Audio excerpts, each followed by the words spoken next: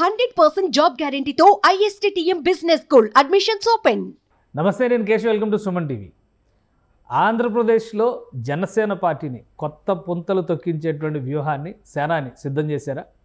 ఎవరు ఊహించని విధంగా మెంబర్షిప్ డ్రైవ్ తీసుకొచ్చారు. అలానే ఎన్నికైన ప్రజాప్రతినిధులకి సత్కారం చేశారు. ఆ తర్వాత స్టెప్స్ ఏ విధంగా ఉండబోతున్నాయి? జనసేనాని పక్కా రాజకీయ నాయకుడిగా అడుగులు వేయబోతున్నారా? ఈ అంశం పైన విశ్లేషణ చూద్దాం. మనతో పాటు ఉన్నారు పొలిటికల్ అనలిస్ట్ చంద్ర శ్రీనివాసరావు గారు. చంద్ర శ్రీనివాస్ గారు నమస్కారం. ఒక అనూహ్యమైనటువంటి అంశం, ఎందుకంటే ఎలక్షన్స్ అయ్యి 1 month, గవర్నమెంట్ ఫామ్ అయ్యి 1 month జస్ట్ కంప్లీట్ అయింది. సడన్గా జనసేన మెంబర్షిప్ డ్రైవ్ అనేటువంటి కాన్సెప్ట్ వచ్చింది. సో ఆత్మీయ సన్మానాలు, సత్కారాలు మొదలుపెట్టారు. ఏంటి పవన్ కళ్యాణ్ గారి వ్యూహం ఏ విధంగా ఉండబోతుంది? ఓన్లీ ఒక డిప్యూటీ సీఎం అనేటువంటి స్థాయి, హోదా ఇవి కాకుండా పార్టీని ఏదో పక్కా ప్లానింగ్తో వెళ్తున్నట్టుగా కనిపిస్తుంది. అంతకు మించి అంతేనా? అంతే అంతకు మించి, ఎందుకంటే తను పార్టీని దశాబ్దం నడిపాడు కదండి. ఇప్పుడు దాన్ని గ్రాస్ రూట్లలో తీసుకెళ్తున్నాడు. తప్పేం కాదు కదా. రేపు 18వ తారీఖు నుంచి 28 వరకు అటు తెలంగాణలో ఇటు ఆంధ్రప్రదేశ్లో సభ్యత్వం నమోదు చేసే ప్రక్రియ.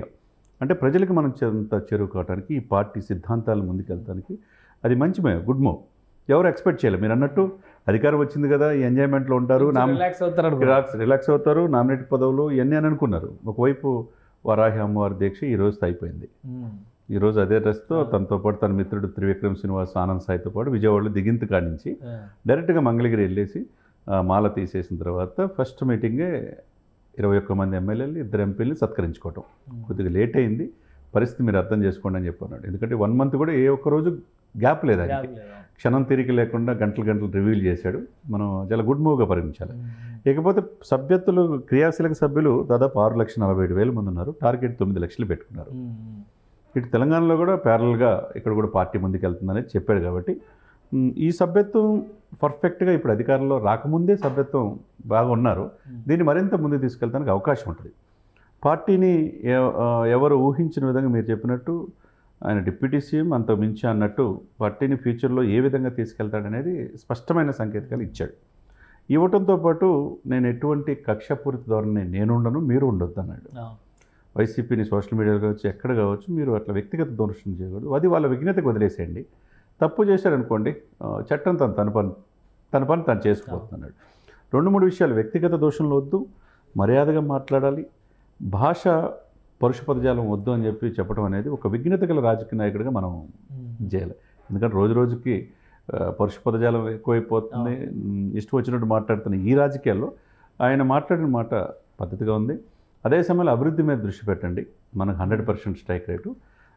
దశాబ్దంపై నేను ఎన్నో ఒడిదులు ఉన్నాను, మాటలు పడ్డాను, కానీ పార్టీని బతికించుకోగలిగాను. ఎక్కడికి వెళ్ళినా, నిన్న రిలయన్స్ వాళ్ళ ఫ్యామిలీ ఫంక్షన్కి వెళ్ళినా కానీ జాతీయ నాయకులు అందరూ కూడా ప్రశంసిస్తున్నారంటే 100% స్ట్రైక్ రేటుతో. దీని వెనక కార్యకర్తలు, వీర మహిళలు అందరూ ఉన్నారు. వాళ్ళందరికీ నేను గుర్తుపెట్టుకుంటానని చెప్పటం మంచి రాజకీయం. అంటే పార్టీని మంచిగా దీనికి అధికారులు రావడానికి కృషి చేసిన డైరెక్ట్ ఆర్ ఇండైరెక్ట్గా అనేక మందిని ఈ రోజున ఆయన గుర్తు తెచ్చుకోవడం అనేది మంచి పరిణామం. ఇంకోటి అంటే మెంబర్షిప్ డ్రైవ్ అనేది సహజంగా ఒక ప్రస్తుతం ప్రభుత్వం ఇప్పుడే అధికారంలోకి వచ్చింది కాబట్టి కొంచెం కుదురుకునే వరకు సమయం తీసుకునే అవకాశం ఉంటుంది. అలానే 3 పార్టీల కూటమి కదా ఇది ప్రభుత్వం. సో అలాంటి టైంలో ఇంత వేగంగా మెంబర్షిప్ డ్రైవ్ మొదలు పెట్టాలి అనే దాని వెనక ఏవై ఉండొచ్చు ఆలోచన? డెఫినెట్గా ఆయన పార్టీని ఆయన ఇప్పటికి పొత్తు కూటమిలో భాగంగా 24, 23 లేకపోతే 21కి తగ్గిపోయింది.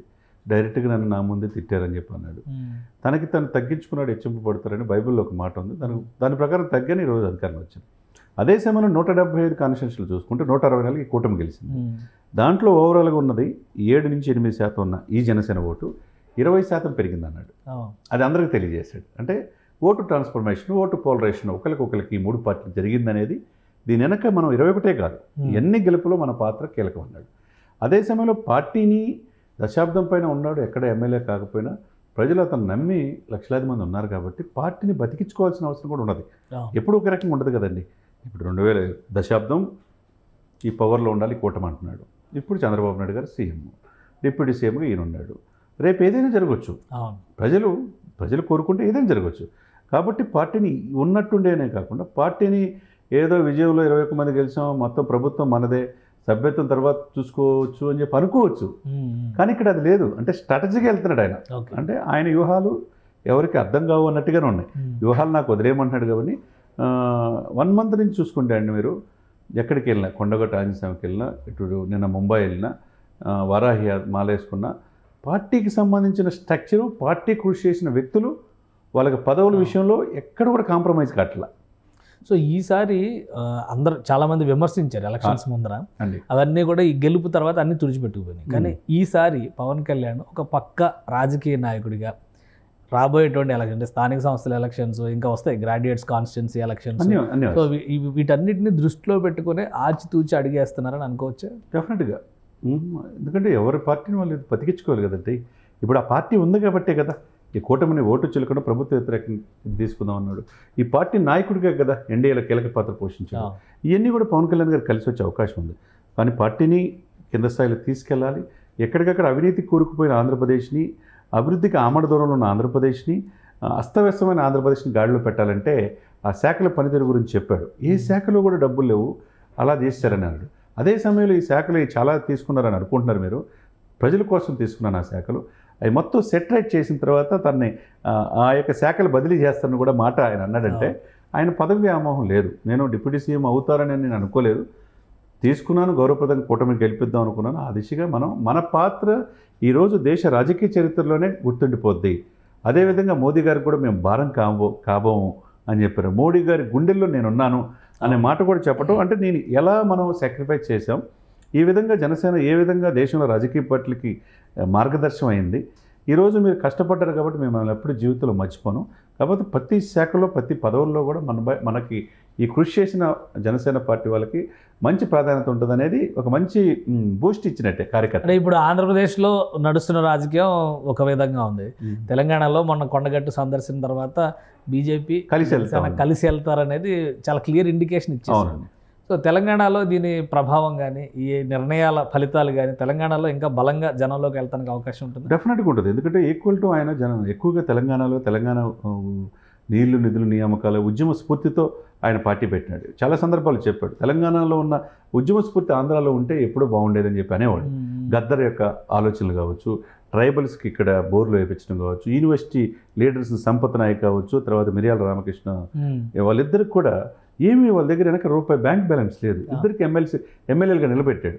ఏ పార్టీలన్నీ దూరం అయిపోయినా 8 మంది ఎమ్మెల్యేలు పోరాట లైవ్లో అంటే ఉనికిని కాపాడుకున్నారు. ఇకపోతే అంతకుముందు కార్పొరేట్లలో నిలబడినప్పుడు జనసేన అనేక స్థానాలు నిలబడింది.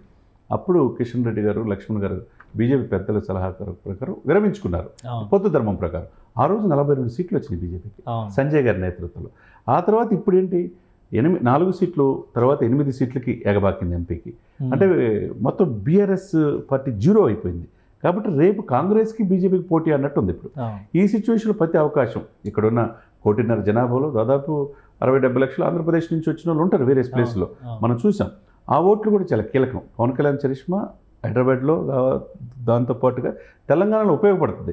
రేపు దానివల్ల రేపు జిహెచ్ఎంసీ ఎలక్షన్స్లో ఈ యొక్క కూటమి వర్కౌట్ అవుతుంది. తర్వాత వీళ్ళు ఎదురికి పవన్ కళ్యాణ్ గారు చెప్పారు బీజేపీతో కలిసి వెళ్తామన్నాడు. ఇక టీడీపీ కూడా రాజకీయంగా తన ఉనికిని ఇక్కడే 4 దశాబ్దాల క్రితం పార్టీ ఇక్కడే పురుడు పోసుకుందన్నాడు. 2014 మార్చి 14న జనసేన వచ్చేసింది ఇక్కడే హైదరాబాద్లో కదా. రాష్ట్రం విడిపోయారు కానీ ఇక్కడే పార్టీలో. అదే సమయంలో 4 సంవత్సరాలు ఉన్న పార్టీ 4 దశాబ్దాల నుంచి పార్టీ కార్యకర్తలు ఉన్నారు, వీళ్ళని మర్చిపోనన్నాడు. అంటే పార్టీ పూర్వవైపు తేయడానికి టీడీపీ ప్రయత్నం చేస్తుంది. Janasena already NDA combination Telangana డెఫినెట్గా ఆంధ్రప్రదేశ్లో ఎలా ఉందో తెలంగాణలో అలా వచ్చినా మనం ఆశ్చర్యపడాల్సిన అవసరం లేదు. ఎందుకంటే ఉనికిని కాపాడుకోవడం తెలుగు రాష్ట్రాలు తప్పలేదు కదా. కాబట్టి ఇంకోటి అసలు పవన్ కళ్యాణ్ ఫస్ట్ నుంచి కూడా చెప్తున్నటువంటి మాట అధికారం పైన వ్యామోహం కానీ ఇవి కానీ లేవు, ప్రజాసేవ అంటున్నారు. ఇదే తెలంగాణలో సెంటిమెంట్ అనేటువంటి అంశం ఎక్కువ ఉంది కాబట్టి తెలంగాణలో అంత ఈజీ కాదు అని చెప్పనేది ప్రత్యర్థులు చేస్తున్నటువంటి విమర్శ. సో ఇప్పుడు తెలంగాణకి ఆంధ్రాకి రెండింటికి పెద్ద తేడా లేదని పవన్ కళ్యాణ్ నిరూపించే ప్రయత్నం చేస్తున్నారు. ఆయన ఇప్పుడు ఈ ఆత్మీయ సమ్మేళనాలు పెట్టి ప్రజాప్రతినిధుల్ని అక్కడ ప్రోత్సహిస్తున్నారు. కాబట్టి తెలంగాణలో ఏ విధంగా మారేటువంటి అవకాశం ఉంది అంటే డైరెక్ట్గా ఎంటర్ అవ్వడానికి అవకాశం ఉందా, లేదంటే ఇప్పుడున్న పరిస్థితుల్లో ఏపీలో స్థానిక సంస్థల ఎన్నికలకి ఇంకా ఒక 2 ఏళ్ల సమయం ఉంది, ఇప్పటి నుంచే పనులు ప్రారంభిస్తున్నట్టుగా అటు తెలుగుదేశం సంకేతాలు ఇచ్చింది, ఇప్పుడు జనసేన యాక్టివిటీ కూడా దాదాపు అలానే కనిపిస్తున్నట్టుగా అనిపిస్తుంది. ఏమంటారు మీరు? డెఫినెట్గా అండి. అంటే సెంటిమెంట్ అనేది ఒక్కసారి పనిచేస్తుంది సార్. దశాబ్దం ఆ సెంటిమెంట్ని ఉపయోగించుకొని కేసీఆర్ గారు రాజకీయాలు చేశాడు. 10 సంవత్సరాలు అసలు తెలంగాణ ఇచ్చింది కాంగ్రెస్ పార్టీ 10 సంవత్సరాలు పట్టింది అధికారులు రావడానికి. అది కూడా ఉద్దండులు 20, 30, 40 సంవత్సరాల అనుభవం కూడా కాదని చంద్రబాబు నాయుడు గారితో పాటు సమానంగా ఎదిగిన రేవంత్ రెడ్డి గారికి అవకాశం వచ్చింది. అంటే ఇచ్చిన కాంగ్రెస్ పార్టీ 10 సంవత్సరాలు పట్టింది రావడానికి. సెంటిమెంట్లు రగిల్చారు, కేసీఆర్ గారు బెనిఫిట్ పొందారు. ఆ సెంటిమెంట్ ఇప్పుడు ఉందంటే ఇప్పుడున్న పరిణామాల రీత్యా మనం చూసాం ఎంత ఆంధ్ర తెలంగాణకు సంబంధించిన ముఖ్యమంత్రులు ఎంత హ్యాపీగా ఒకరికొకరు రిసీవ్ చేసుకున్నారు. కాబట్టి అభివృద్ధి మీద 2 రాష్ట్రాలు దృష్టిలో పెట్టినాయి. కాబట్టి ఇక్కడ ఎక్కడ కూడా హైదరాబాద్లో ఉండాలి వేరే రాష్ట్రంలో ఉన్నారన్న ఫీలింగ్ ఏమి లేదు, కుటుంబ సభ్యులేగా ఉన్నారు. లేకపోతే ఈ సెంటిమెంట్ ఒక్కసారి వర్కౌట్ అయ్యేది కానీ పద్దాకలో ఉండదు. కాబట్టి ముందు అభివృద్ధి, తమ ప్రాంతంలో ఇండస్ట్రీస్ ఉన్నాయా, ఐటీ కంపెనీలు ఉన్నాయా, మనం బాగుంటున్నామా, హ్యాపీగా మనకు జీతాలు వస్తున్నాయి అనేది చూస్తారు తప్పితే పద్దాకలు ఏముండదు కదా. సో ఏపీ మోడల్ తెలంగాణ కూడా ఇన్ఫ్లుయెన్స్ చేయొచ్చు ఒకవేళ ఇప్పుడు ఈ కొత్త ప్రభుత్వం చేసేటువంటి పనితీరు వలన. అవును, అంతే కదండి, పని చేయొచ్చు. రైట్.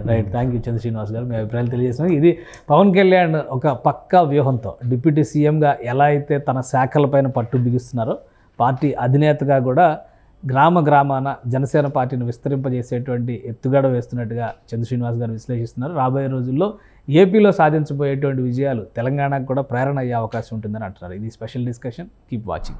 సుమన్ టీవీలో మీ పర్సనల్ అండ్ బిజినెస్ ప్రమోషన్స్ కోసం కింది నెంబర్కి కాంటాక్ట్ చేయండి.